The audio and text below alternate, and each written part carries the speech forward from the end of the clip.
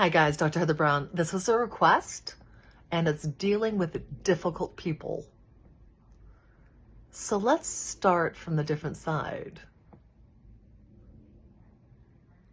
There's a challenge when we think about dealing with people who are difficult because we're deciding that they are.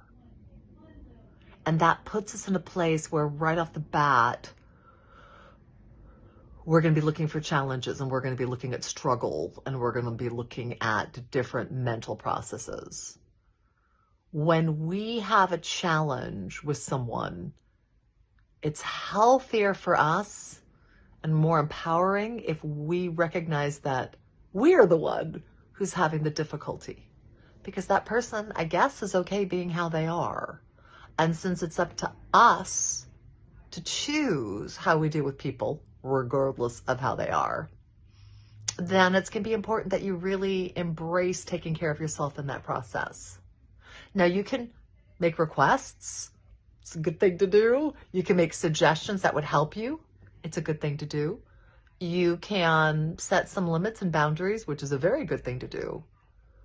But bottom line, that person can be however they choose to be. And so it's up to you to decide, what do you do with that? How do you take the way they are and not have it be personal? If that person has a particular personality that you don't like, maybe they're sarcastic and maybe that bothers you, or maybe they're antagonistic and that bothers you, it's not really toward you, it's who they are, and you just happen to be the person in front of them. So there's a place to give yourself some space with them in the way that you look at them. And then really take in that maybe they're not having a challenge. Maybe they're absolutely fine with the interaction. You're not. So it's important that you find out what you can do in that situation. Now, if it's somebody that you have to interact with a lot, you might need to set some things up for yourself. I did something with someone who was very, very negative, and I would say, I'm just here to sprinkle a little bit of sunshine, and I'll stay as long as I can sprinkle some sunshine.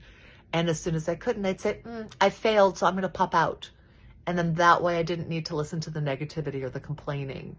If it's somebody who's screaming and yelling, you can say, like, I can't hear you when you're this angry.